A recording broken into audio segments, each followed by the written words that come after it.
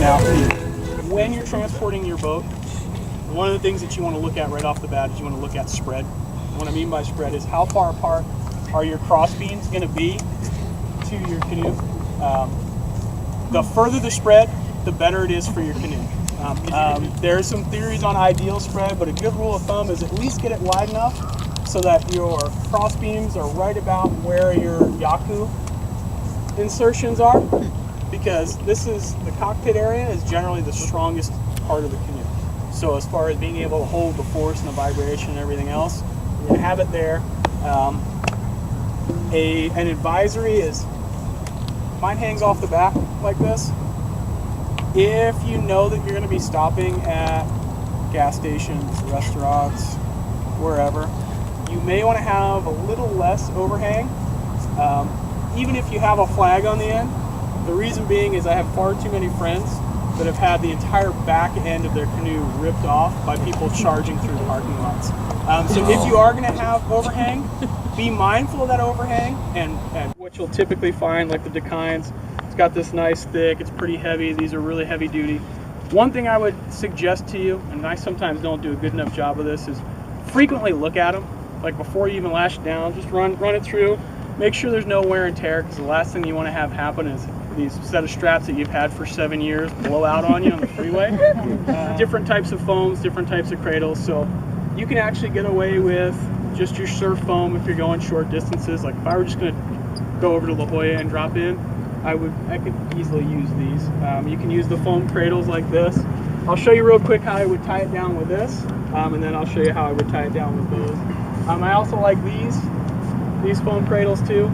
The reason that I use those is just because sometimes I'm taking a canoe, sometimes I'm taking a board, and I can just leave those on, and it fits either one. So make it simple. If you guys want to come around here, you'll be able to look straight down and see it. And again, I know this seems simple going over something as basic as tying it down, but like I said, I've known far too many people that have lost their canoes because they didn't take the proper precautions. So all of this is going just like you would think, right? You're just basically going to make a couple of U's. Go over the top, go under, back over the top, back under.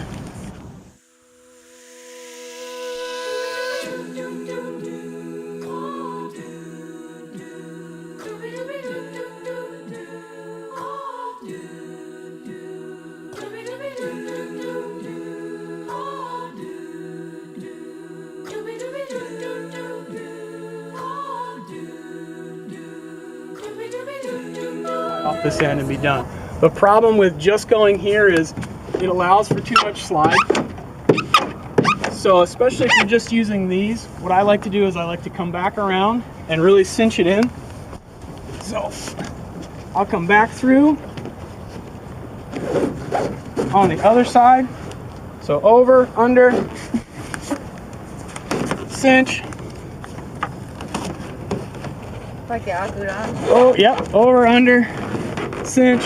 Now, I didn't put my buckle down just because I was doing this fast, but obviously you would move your buckle so it's under here and not digging into your boat like it's doing to mine right now. And then you can just tie off on this side. So once you get it through here, I would just knot it off there. So again, these boats, especially this, because this is one of the, here you can see when I pushed on the Hurricane earlier, it didn't flex. This is a carbon Kevlar, and you can see how much flex there is with the Kevlar. Points of pressure really digging right into those, right? And it's all on really, really tiny points.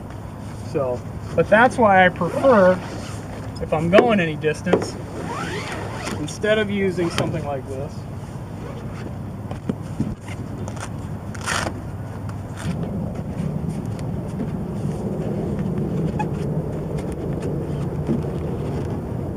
this one wasn't cut exactly for this boat, but you get the gist of how it fits. Again, it protects that hull a little bit better, Mary.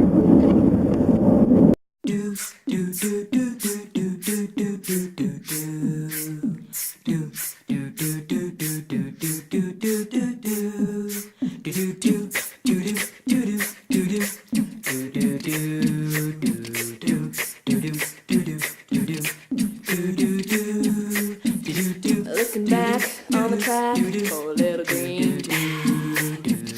Got to find just the kind for losing my mind. I was shot in the Around either you can either loop it through here or loop it around the rudder itself. You could just simply get a red flag and use an old rubber tire and wrap it around, which is what I do a lot of times. Oh, bike And it holds it in tire. place. Closer, No fun. yeah, No fun. the closer the AMA is to the hull, the less stable it's going to be. The further away, obviously, you've got a longer lever arm. It's harder for that longer lever arm to lift up. Makes it more stable. So that's one of the first adjustments you can make on just about all the canoes. The other adjustment that you can make is when you're going into the back of the AMA. The higher up the Yaku is, so the further away the Yaku is from the AMA, the less stable. The further in, the closer it is, again, the more stable. So what that's going to do is, the further in this is, you can just see the pitch and the roll here on my boat. If it's down here, there's a natural lean in, right? It's going to keep you more stable. The higher up it is, the more balanced it is. So what do you trade with that? Efficiency or speed? Comfort first, and that's something I'm going to talk about here in just a minute. The best piece of advice that I ever got when I started paddling one man, I actually got from Casey Owens, who paddles for Team California. He's been paddling for a long time. A lot of you probably know him. He's a lifeguard here in San Diego. Great guy, great endurance athlete. I don't like to throw the word waterman around loosely, but I mean, he really is a true waterman. The best bit of advice I got from him, which he claims he stole from somebody else, but I have a feeling he came up with it on his own. He said to me one day, we were out for a paddle together, and it's when I was first learning, and I was desperate to try and catch up to him and some of the faster guys. He told me, learn to paddle well before you try to paddle fast. And I want to put the emphasis on that again. Learn to paddle well before you even try to paddle fast. So some people carry these 20 to 25 pound canoes, 2 and 3 people carrying them together to and from the water. The pet peeve for me is if you don't have the ability to carry your own boat, you shouldn't be out on the water by yourself. That's really what it comes down to. So I'm going to show you a couple of different ways, the right way to be able to do this and balance it, regardless of how strong you are, regardless of how young or old you are, regardless of how big or small you are, because that's one of my peeves. If you can't even carry your boat to the water, then you probably shouldn't be out on the water, right? There's a lot of things that can go wrong out there. You need to be at a certain level of fitness. It's just what you're going to do is these boats have a certain balance to them, right? So one of the easier ways to carry it is if you come right up to where your seat is, you're going to find the basic balance point, and it's regardless of hull design. Put your hand right over where you sit, grab across, and you can roll it right up to your shoulder and stand up with it. Again, it's only 20 or 25 pounds. It's not that heavy. When it becomes a real pain in the ass is if there's high winds, because now you've got 20 feet buffeting you around. Now that's understandable. If you want to get help in those situations, that's fine. But on a day like today, everybody should be able to carry their own boat. Now you can see the balance. I can just let it sit here on my shoulder. Now you're probably wondering, well, what do I do with my water bottle and my paddle and everything else? Well, if you're going to have those things, put this down gently. You can carry all that extra stuff in your left hand when you carry it like that. So now when you come across, it's just right there. Boom. Right? Now, when is carrying it like this not a good idea? 9 times out of 10, this is a great idea. Like for me, if I'm going to walk over there and put in the water, this is the perfect way to carry it. When it might not be a good idea is if you're going into shore break. Right? So you're heading out through shore break. You probably don't want to go out into shore break ass backwards and have to turn yourself around. So this is the alternative. I don't like carrying it this way normally, and you'll see why.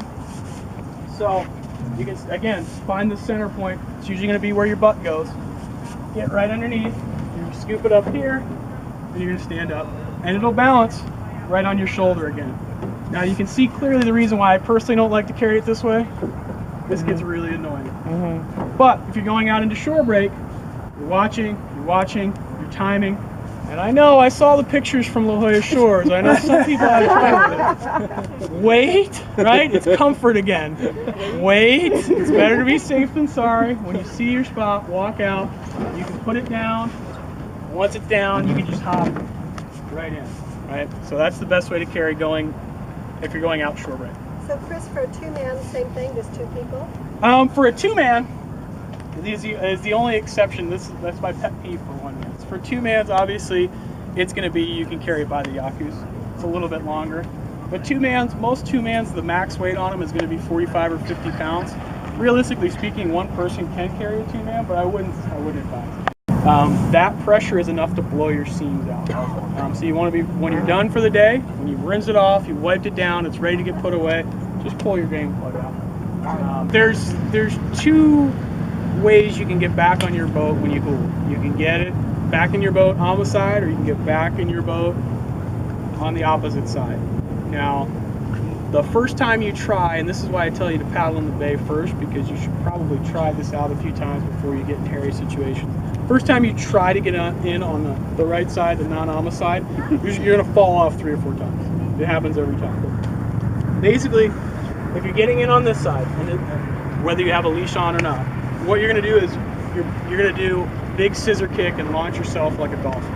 And you're going to come straight across your hull this way with your chest leading first, so you get as much of your body forward. What that does is that keeps the AMA down. So you get as much of yourself forward here, and then you can swing your hips over, and then you're back in the seat and you're good. First time you try it, you're not going to get up out of the water enough.